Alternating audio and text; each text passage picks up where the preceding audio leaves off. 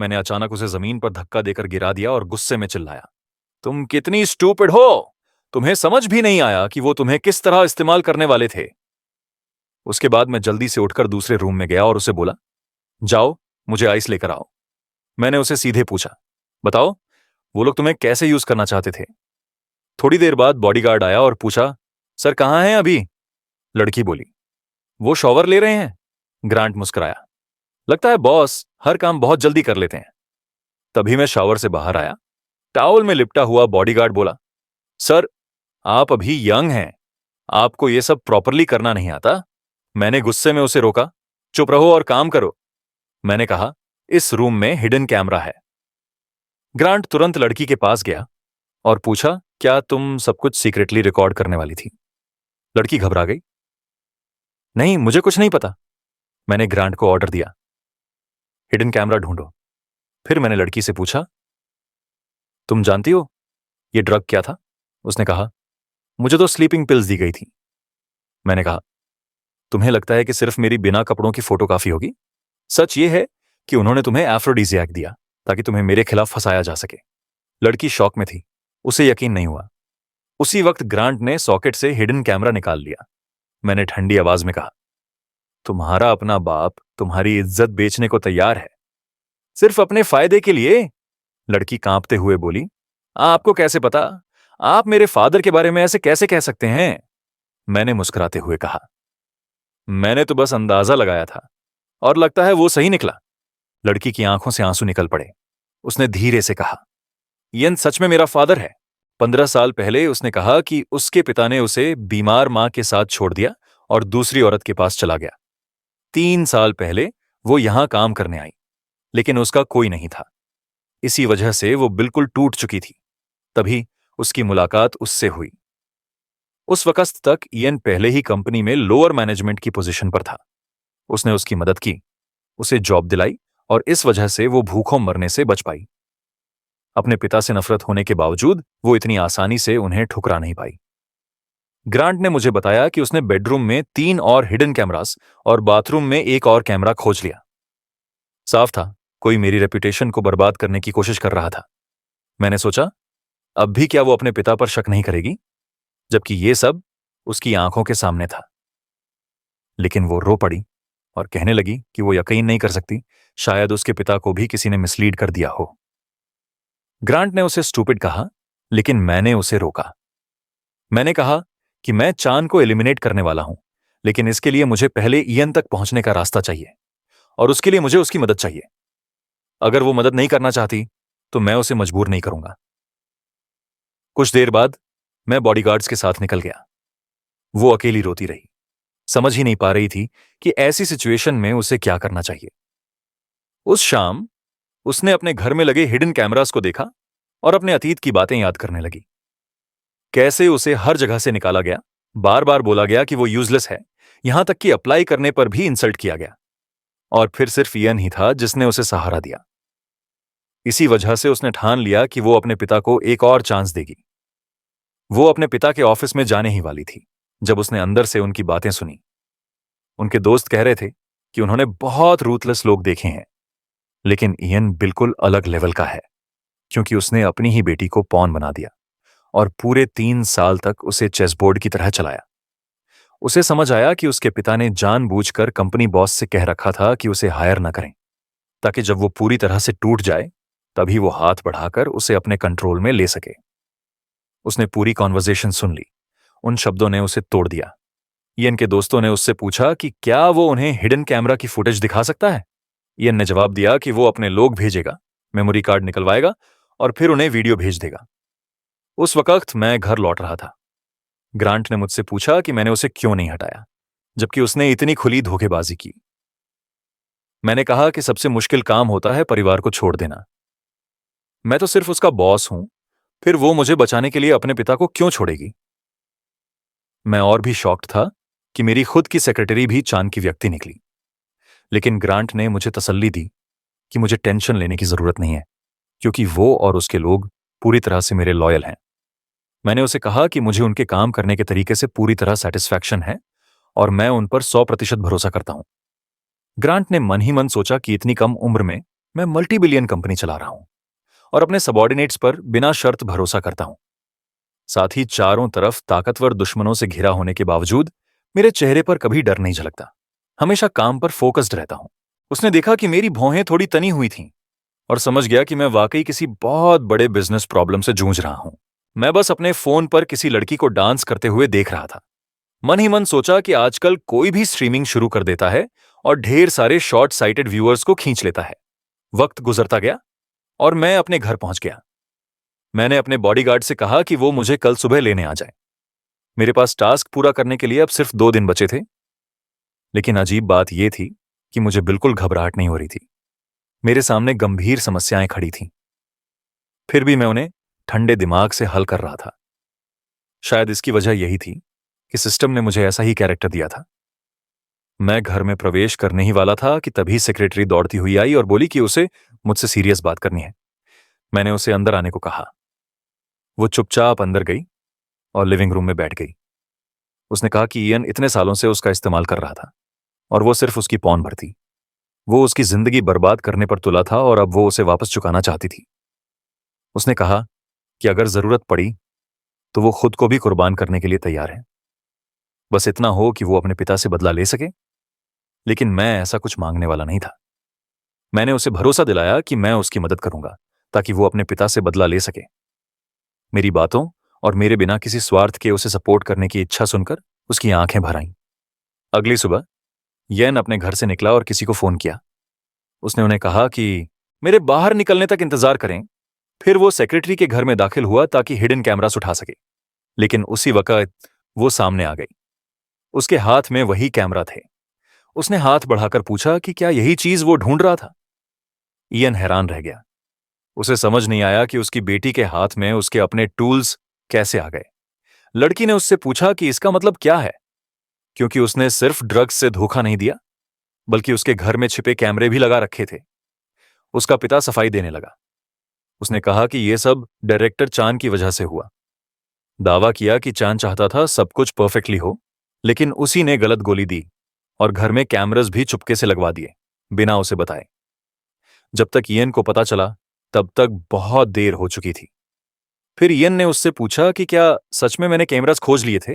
उसने कहा कि ये सब बातें अंदर बैठकर करनी चाहिए क्योंकि वो थक चुकी है। दोनों उसके घर के अंदर चले गए।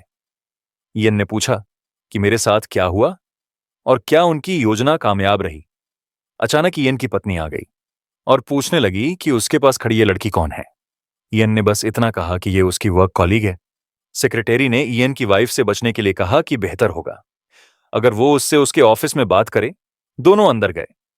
चलते समय उसके दिमाग में मेरी कही बात गूंज रही थी कि अगर हालात बदलने का कोई टर्निंग पॉइंट होगा तो वो इयन के कंप्यूटर से ही शुरू होगा। उसने अपने पिता को वीडियो कैमरा थमा दिया। इयन ने तुरंत पूछा कि मेमोरी कार्ड्स कहां हैं, लेकिन उसने इतनी आसानी से देने से मना कर दिया। उसने साफ कहा कि उसे 8 मिलियन चाहिए वरना उसे कुछ नहीं मिलेगा। इयन मुश्किल में पड़ गया। उसकी बेटी के हाथ में वो सब कुछ था जिसकी उसे जरूरत थी। बिना रिकॉर्डिंग के वो मुझे बर्बाद नहीं कर सकता था, लेकिन इतनी भारी रकम देना भी उसके लिए आसान नहीं था। उसने बहाना बनाया कि उसे पहले अपने बॉस से सलाह करनी होगी। वह ऑफिस से बाहर निकला और कॉल करने लगा। जैसे ही वो बाहर गया, लड़की ने मौका देखकर एक फ्लैश ड्राइव कंप्यूटर में डाली और वो वायरस स्क्रिप्ट चला दी जो मैंने उसे दी थी। उसी समय मैं बाहर अपने बॉडीगार्ड के लाए हुए प्रोग्रामर के साथ बैठा था और रिमोट ट्रैकिंग कर रहा था। हम इयान के कंप्यूटर से कोई भी वैल्यूएबल डेटा निकालने की कोशिश कर रहे थे। हैकर ने जल्दी ही एक हिडन फोल्डर ढूंढ लिया, लेकिन वो पासवर्ड से लॉक था। यह बड़ी समस्या नहीं थी, बस हमें थोड़ा और वक्त चाहिए था। लेकिन इयन वापस लौट रहा था। इयन लौट आया और पैसे ट्रांसफर करने के लिए तैयार हो गया, लेकिन उसने कहा कि वो पहले वीडियो रिकॉर्डिंग्स देखना चाहता है। जैसे ही उसने ऑफिस में कदम रखा, उसने अपनी बेटी को कंप्यूटर के पास खड़ा देखा और गुस्से में पूछा कि वो क्या कर रही है। लड़की पलटी और बोली कि उसके पास जरा भी कॉन्शियंस नहीं है, यहां तक कि उसने अपनी डेस्क पर उसकी और उसकी मां की तस्वीर तक नहीं रखी। इयन भड़क गया और बकवास बंद करने को कहा। साथ ही डिमांडेड किया कि सीसीटीवी फुटेज तुरंत दी जाए क्योंकि उसने पैसे रेडी रखे हैं। लेकिन उसने साफ मना कर दिया। उसका कहना था कि पहले पैसे ट्रांसफर करो, फिर रिकॉर्डिंग्स मिलेंगी। इयन ने चेतावनी दी कि उसे धोखा देने की कोशिश मत करना, वरना वो उसकी दुश्मन बन जाएगी। आखिरकार उसने पैसे ट्रांसफर कर दिए और टेप्स की मांग की, मगर लड़की ने कोल्ड आवाज में कहा कि क्योंकि वो उसका पिता है, वो कभी उसे वो वीडियो देखने नहीं देगी जिनमें उसने उसे पॉवन की तरह इस्तेमाल किया। उसने साफ कर दिया कि उसका असली मकसद मुझे और लूसी को अलग करना था, और अब सब उल्टा होगा क्योंकि वो वीडियो रिकॉर्डिंग्स पहले ही लूसी को भेज चुकी थी। इयन गुस्से से पागल हो गया। उसने अपनी बेटी का हाथ पकड़कर चिल्लाया कि टेप्स तुरंत दो, वरना वो उसे कभी इस घर से जिंदा बाहर नहीं जाने देगा। उसी समय लूसी का परिवार कंपनी हेडक्वार्टर्स पहुंच चुका था। बोर्ड रूम में खड़ा चान अपने असिस्टेंट को आदेश दे रहा था कि सभी को सूचित करो, meeting of the board of directors अब शुरू होगी। मैं पहले से ही मीटिंग शुरू होने का इंतजार कर रहा था, सोफे पर बैठा हुआ। तभी सेक्रेटरी मेरे पास आई और बोली कि कुछ ही मिनटों में बोर्ड मेंबर आ रहे हैं। मैंने सीधा खड़े होकर गहरी सांस ली। अब निर्णायक लड़ाई का वक्त आ चुका था। उधर इयन और उसकी बेटी में भयंकर झगड़ा चल रहा था। उसने उसे जमीन पर धक्का देते हुए कहा कि उसके पास बेवकूफ की सहने का समय नहीं है। उसने आखिरी बार चेतावनी दी कि मेमोरी कार्ड तुरंत सौंप दो। तभी उसका फोन बजा। चान का कॉल था। उसने इयन को बताया कि एंथनी अभी अपनी बेटी के साथ कंपनी पहुंच चुका है। इयन की आंखों में जीत की चमक आ गई, मगर मुझे पहले से पता था कि रिकॉर्डिंग्स ल्यूसी तक पहुंच चुकी हैं। इसी बीच बैठक शुरू हो गई। लुई खड़ा हुआ और गुस्से से सबके सामने बोलने लगा। उसने चिल्लाकर कहा कि चिंग कंपनी ने तैशान परिवार की कोई इज्जत नहीं रखी, और मैं कंपनी का प्रेसिडेंट होते हुए उसकी बहन के साथ धोखा कर रहा हूं। उसने ताने से कहा कि अगर मुझे लगता है कि मैं लूसी के साथ रिश्ता बनाए रख सकता हूं तो मैं पूरी तरह मूर्ख हूं। चान इस पूरे नजारे से बेहद खुश था। वो लुई की हर बात का मजा ले रहा था। उसने कहा कि लुई के आरोप बहुत कीमती हैं। मैंने लुई को शांत रहने की सलाह दी और कहा कि अगर उसे कुछ कहना है तो मेरे ऑफिस में आकर अकेले बात करें। लेकिन चान ने ठाका लगाकर मेरी बात बीच में ही काट दी। उसने कहा कि मैं एक बोर्ड मेंबर हूं और अब मुझ पर सार्वजनिक तौर पर आरोप लगे हैं, तो फैसला भी सबके सामने होगा। उसने हाथ हिलाकर इशारा किया और अचानक कमरे में रिपोर्टर्स घुस आए। मेरे गार्ड्स ने उन्हें रोकने की कोशिश की, मगर चांद ने आदेश दिया कि उन्हें अंदर आने दिया जाए। ऊंची आवाज में उसने घोषणा की कि मीडिया की मौजूदगी इस बात का सबूत होगी कि उनकी कंपनी को न किसी चीज से डर है और न ही किसी झूठ से छिपने की जरूरत। मैंने पूछा कि क्या यह सब वाकई जरूरी है, मगर चांद मुस्कुराया और बोला कि वो बस मुझे अपनी प्रतिष्ठा साफ करने का फेयर चांस दे रहा है। तभी लूसी आगे बढ़ी। उसके हाथ में लैपटॉप था। उसने साफ कहा कि अगर सबको सच्चाई देखनी है तो वो उसकी स्क्रीन पर देख सकते हैं। उसी पल येन भी ऑफिस में आ धमका। चांद ने घमंड से चारों ओर देखा और कहा कि यह सब उसके खिलाफ युद्ध छेड़ने वालों के लिए एक कीमती सबक होगा। लूसी ने प्ले दबाया। रिकॉर्डिंग में चांद और येन की बातचीत सुनाई दी। चांद की आवाज बर्फ जैसी ठंडी थी। वो कह रहा था कि सैमुअल अब बर्दाश्त से बाहर हो चुका है और अगले कुछ दिनों में उसकी हत्या होनी ही चाहिए। इयन ने जवाब दिया कि ट्रक ड्राइवर पहले से तैयार है और वह इसे कल दोपहर तक पूरा कर सकता है। पूरा कमरा सन्न रह गया। हवा जैसे थम गई। चांद दहाड़ा कि रिकॉर्डिंग तुरंत बंद करो। उसने आदेश दिया कि कैमरे ऑफ कर दो और कोई एक भी सेकंड और रिकॉर्ड न करे। लेकिन नुकसान हो चुका था। पत्रकार सब कुछ देख चुके थे। अब उन्हें समझ आ गया था कि प्रेसिडेंट की मौत कोई हादसा नहीं, बल्कि ठंडी योजना का नतीजा थी। चांद पागलपन की हद तक गुस्से में आ गया। उसने अपने गार्ड्स को आदेश दिया कि सभी रिपोर्टर्स को पकड़ लो, उनके फोन तोड़ दो और कैमरे यहीं तबाह कर दो। मैंने ग्रांट और बाकी सबको कहा कि अब वक्त आ गया है, चलो मूव करो। मेरे बॉडीगार्ड्स पहले से रेडी खड़े थे। मेरे एक इशारे पर उन्होंने चांद के गार्ड्स को ऐसे साफ कर दिया जैसे कोई वैल्यू ही ना हो। मैं चाहता था रिपोर्टर्स सब कुछ अपनी आंखों से देखें, अब और छुपने छुपाने का खेल नहीं। चांद पूरी तरह अपना आपा खो बैठा। वो इयन पर चिल्लाया कि उसकी हिम्मत कैसे हुई उसके ऑफिस में हिडन कैमरा लगाने की। इयन ने बहाना बनाया कि उसने सिर्फ अपनी सेफ्टी के लिए रिकॉर्ड किया था। बेकार एक्सक्यूज। आखिर में उसे एक्सपोज करने वाली उसकी अपनी बेटी निकली। फिर पुलिस आ गई। मैंने देखा उन्होंने चान और इयन दोनों को सैमुअल के मर्डर में सस्पेक्ट घोषित कर दिया। पुलिस ने चान और इयन दोनों को हथकड़ी लगाकर ले जाया। उनके चेहरे पीले पड़ चुके थे। डिग्निटी बचाने की नाकाम कोशिश कर रहे थे। मुझे जरा भी सिंपैथी नहीं हुई, उसके बाप के लिए भी नहीं। सब सेटल होने के बाद लूसी ने मुझे देखकर मुस्कुराते हुए कहा, तुम और मेरे भाई ने अपना रोल परफेक्टली निभाया। मैंने बस हल्का सा सिर हिलाया। ये मिशन नाम या शोहरत के लिए नहीं था, सिर्फ नतीजे के लिए था। तभी सिस्टम की आवाज मेरे दिमाग में गूंजी। मिशन कंप्लीट, नई आइडेंटिटी अनलॉक हो गई। मुझे तुरंत महसूस हुआ कि सब कुछ बदल चुका है। अब मैं सिर्फ चिंग कंपनी का प्रेसिडेंट नहीं था, मेरे पास एक और नाम था, लॉर्ड, दुनिया का सबसे खतरनाक असैसिन। ये टाइटल मैंने मांगा नहीं था, लेकिन अब दुनिया इसी नाम से मुझे पहचानेगी। कोई भी टारगेट हो, मेरे शिकंजे से बच नहीं पाएगा। कभी कभी अंदर से शांति की चाह उठती थी। सोचता था सब छोड़कर सिंपल लाइफ जी लूं, बिट्रेयल और खून खराबे से दूर। लेकिन अंदर से जानता था एनिमीज कभी रुकते नहीं। मैं आराम से बैठ ही नहीं सकता, अब भी नहीं। सिस्टम ने मुझे नई स्किल्स दी, स्टेल्थ, इनसाइट, हीलिंग, निशानेबाजी और हैंड टू हैंड कॉम्बैट, सब कुछ सर्वाइवल के लिए। अब मिशन साफ था, हर खतरे को खत्म करना जो इस आइडेंटिटी से जुड़ा है, और जिंदा रहना। कोई टाइम लिमिट नहीं थी, और ये स्किल्स अब हमेशा मेरे पास थीं। कुछ देर बाद ली मेरे पास आया और बोला कि पुलिस ने कंफर्म कर दिया है कि वीडियो असली है।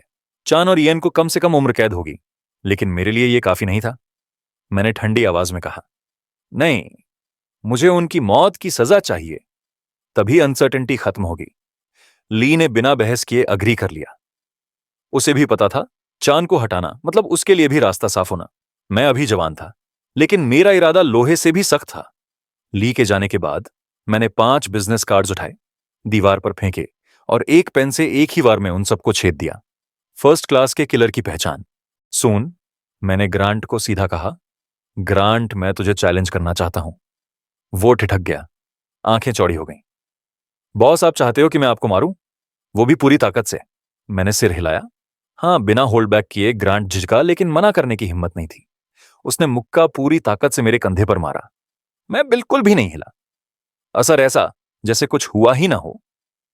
उल्टा ग्रांट ने एग्जैजरेटेड अंदाज में अपना हाथ पकड़ लिया और जमीन पर गिर गया। बॉस, आप तो ऐसे हो जैसे बॉडी पर आर्मर पहना हो। लगता है मेरा हाथ टूट गया। मैं तुरंत समझ गया, वो एक्टिंग कर रहा है, ऐसे वफादार लेकिन डरपोक आदमी से असली ट्रेनिंग मुमकिन नहीं थी। मुझे असली स्पारिंग चाहिए था। यही सोचकर मैं एक लोकल बॉक्सिंग कंपटीशन देखने गया। भीड़ में ब्लेंड होकर बैठा था, फाइटर्स को देख रहा था, लेकिन सबके मूव्स स्लो और प्रेडिक्टेबल थे। मैंने खुद से बुदबुदाया, इन सबको हराना मेरे लिए मुश्किल नहीं होगा। मेरी आवाज गलत कानों तक पहुंच गई। पास खड़ा एक मस्कुलर ट्रेनर मेरी तरफ घूरने लगा। ये मेरे फाइटर हैं, तू सोचता है तू इनसे बेहतर है किड? मैंने काल्मली उसकी आंखों में देखा। हाँ, आई एम सीरियस। ये सुनकर वो भड़क गया। उसने मुझे रिंग में बुलाया। यकीन था कि मैं पछताऊंगा। मैंने बिना हेजिटेशन एक्सेप्ट कर लिया। रिंग के अंदर उसका सबसे बड़ा बॉक्सर हंसते हुए बोला, तेरे जैसे वीक आदमी में इतनी हिम्मत, अगर मैं तुझसे हार गया तो आज ही ये बॉक्सिंग क्लब बंद कर दूंगा। तभी माहौल बदल गया। शेन जिम में दाखिल हुआ।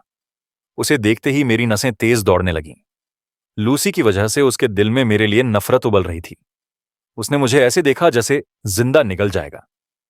मैच शुरू होने से पहले शेन ने बॉक्सर के कान में फुसफुसाया, अगर तूने इसे हराया तो मैं तुझे $1 मिलियन दूंगा। बॉक्सर की आंखें चमक उठीं।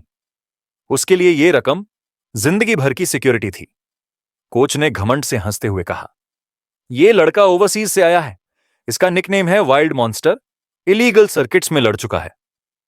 वाइल्ड मॉन्स्टर बिजली जैसी स्पीड से मेरी तरफ झपटा। उसकी मुट्ठी हवा चीरती हुई आई, लेकिन मैं पहले ही गायब था। मेरा बॉडी एफर्टलेस मूव कर गया, जैसे स्ट्राइक डॉज करना कोई खेल हो। कोच का चेहरा जम गया, माथे पर पसीना उतर आया। ये तो बस एक्सीडेंट था, फिर से मारो। वाइल्ड मॉन्स्टर ने दांत भींचे, नसें फूल गईं। मैंने ऊंची आवाज में कहा, डोंट होल्ड बैक, मुझे अपनी असली स्ट्रेंथ टेस्ट करनी है, पूरी ताकत से मारो। उसकी आंखों में आग भड़क गई। तूने अपनी जिंदगी की सबसे बड़ी गलती कर दी, अब तेरा हर हिस्सा तोड़ दूंगा। भीड़ सांस रोके खड़ी थी। शेन एक कोने में खड़ा मुस्कुरा रहा था। झरघुली आवाज में बोला, यही होता है जब कोई मेरी लड़की चुराने की हिम्मत करता है। द वाइल्ड मॉन्स्टर ने घूंसे पर घूंसे बरसाने शुरू किए, लेकिन मैं हर बार आसानी से डॉज करता रहा। चेहरे पर हल्की सी मुस्कान थी। क्या बस इतना ही कर सकता है ये? बॉक्सर गुस्से से बोला, तू तो चूहे की तरह भाग रहा है, रिंग में इधर उधर दौड़ रहा है, मारने की हिम्मत ही नहीं है तेरे में। मैंने सोचा कि उसके चेहरे पर पंच नहीं मारना चाहता, इसलिए उसका हाथ निशाना बनाया। जैसे ही वो दोबारा मुझ पर झपटा, मैंने सही मौका पकड़कर उसके हाथ पर वार कर दिया। क्रैक! हड्डी टूटने की आवाज गूंजी। बॉक्सर का हाथ टूट चुका था।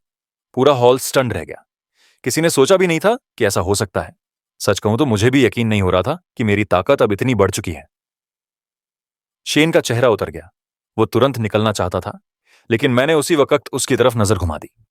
शेन ठिठक गया। मैं धीरे धीरे उसकी ओर बढ़ा। वो डर के मारे मुंह दबाकर बोला, ओह क्या कोइंसिडेंस है, तुम यहां क्या कर रहे हो? उसके गार्ड्स ने मुझे रोकने की कोशिश की। बॉस से दूरी बनाए रखो, लेकिन मैंने दोनों को पकड़कर उनके सिर आपस में जोर से टकरा दिए। वो वहीं गिर पड़े। अब मैं शेन के सामने था। मैंने ठंडे लहजे में कहा, मैंने सब सुना है। ट्रेनर को बोल रहे थे ना, अगर तेरा आदमी मुझे हरा दे तो तू उसे $1 मिलियन देगा। शेन कांपते हुए बोला, नहीं वो तो बस गलती से कोइंसिडेंस। मैंने उसे कड़क चेतावनी दी, ये पहली और आखिरी बार है। अगर दोबारा मेरे खिलाफ चाल चली तो अंजाम बहुत बुरा होगा। इतना कहकर मैंने उसे छोड़ दिया। शेन और उसके लोग झुककर बोले, विश यू वेल सर। भीड़ में खुसर पुसर शुरू हो गई। सब कहने लगे कि शेन का टफ गाय इमेज टूट चुका है। असल में वो एक कायर निकला। मैंने उनकी बातें अनसुनी कर दी और बाहर निकलकर सड़क पर चलते हुए अपनी गर्लफ्रेंड को कॉल किया। मैंने कहा, लंच के लिए चलें? उसने हंसकर जवाब दिया, मैं तो कॉलेज में हूं और अगर तुम ऐसे ही क्लासेस मिस करते रहे तो एक दिन सच में एक्सपेल कर दिए जाओगे। मैंने बस इत्मीनान से कहा, चिंता मत करो, डायरेक्टर से ऑलरेडी बात हो चुकी है। अगले हफ्ते मैं यूनिवर्सिटी को 3 मिलियन डोनेट करूंगा एजुकेशन फंड के लिए, और बदले में वो मेरी सेशन संभाल लेंगे। मगर उसी वक्त मैं अकेला नहीं था। पास की बिल्डिंग की छत से मुझे कोई देख रहा था। एक लड़की ने फुसफुसाकर कहा, लॉर्ड इतना यंग, सोचा नहीं था। उसका साथी बोला, मुझे कोई फर्क नहीं पड़ता, सून वो लाश बनकर गिरेगा। उसे ढूंढने में मैंने बहुत वक्त लगाया है। अचानक मैंने उनकी दिशा में नजर घुमा दी। मेरी आंखें सीधे उनकी तरफ टिक गईं। लड़की घबरा गई। लड़का सन्न रह गया। इतनी दूर से उसने हमें देख कैसे लिया?